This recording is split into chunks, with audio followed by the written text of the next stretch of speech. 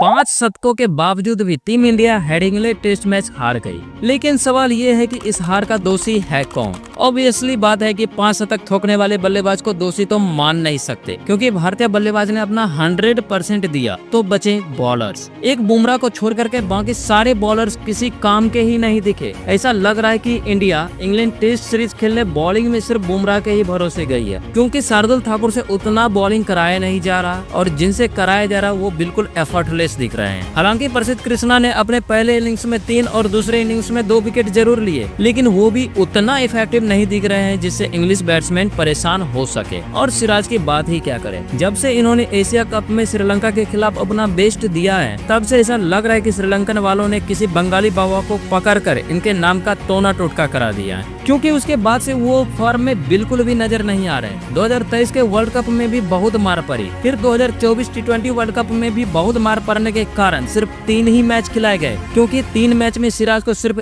एक ही सफलता मिली थी। उसके बाद इसी साल के लास्ट में इंडिया जब ऑस्ट्रेलिया गई तो वहाँ भी सिराज का परफॉर्मेंस बिल्कुल फीका रहा। बीजीटी में सिराज ने 5 मैच खेले, जिसमें वो सिर्फ 20 विकेट निकालने में ही सफल रहे थे। ऐसा नहीं है कि सिराज विकेट नहीं ले रहे हैं, लेकिन एक विकेट लेने में उनको टेस्ट में 47 ओवर तक फेंकना पड़ जाता है और बहुत मार भी पड़ जाती है, जिसके कारण बुमराह जैसे बॉलर्स पर जिम्मेदारी ज्यादा आ जाती है और फिर खबर आती है बुमराह चोटिल होकर के टीम से बाहर हो गए। यदि हम बुमराह को टेस्ट में लंबे टाइम तक देखना चाहते हैं तो दूसरे छोर से भी हमें ऐसे बॉलर्स खोजने की जरूरत है जो बुमराह का साथ दे सके, वरना 1-2 साल के भीतर ही बुमराह के संन्यास का भी खबर सुनना पड़ सकता है। अब बात करें कल के मैच की, तो इंग्लैंड ने पारी की शुरुआत बहुत ही शानदार तरीके से करी। लंच तक इंग्लैंड ने 117 रन बना लिए थे, लेकिन एक भी विकेट गिरने नहीं दिए। लंच के बाद 188 रन पर भारत को और प्रसिद्ध कृष्णा को पहली और 206 रन पर दूसरी सफलता मिली, और इसके बाद शार्दुल ठाकुर भी बैक टू बैक 2 विकेट निकाल पाए, लेकिन तब तक बहुत देर हो चुकी थी। बुमराह दूसरे इनिंग्स में पूरी तरह से बेरंग दिखे, जिसके कारण भारत को 5 विकेट से हार का सामना करना पड़ा। और इस हार के साथ ही भारतीय टीम का इंग्लैंड में पहला टेस्ट मैच हारने का सिलसिला बरकरार ही रहा, और हार के साथ ही सुमन गिल के कप्तानी का भी आगाज हुआ। वैसे भी 21वीं सदी उन भारतीय खिलाड़ी के लिए अब तक बिल्कुल भी अच्छा नहीं रहा जिन्होंने कप्तान बनते ही अपना पहला टेस्ट मैच खेला हो। मैक्सिमम कप्तानों को अपने पहले ही टेस्ट मैच की कप्तानी में हार ही मिली है। इसमें सौरव गांगुली, राहुल द्रविड़, अनिल कुंबले, विराट कोहली और बुमराह जैसे कप्तान का नाम शामिल है, और अब सुमन गिल भी इसी लिस्ट में शामिल हो गए हैं। महेंद्र सिंह धोनी की पहली कप्तानी में टेस्ट मैच ड्रॉ रहा था, जबकि रहाणे और रोहित ही ऐसे कप्तान रहे जिन्होंने अपने टेस्ट की कप्तानी में जीत के साथ आगाज किया। लेकिन उम्मीद है कि गिल और भारतीय टीम दोनों ही पहले टेस्ट मैच में की गई गलतियों से सीखकर आगे के सारे मैच जीतेगी और सीरीज जीतकर 18 साल के सूखे को खत्म कर देगी।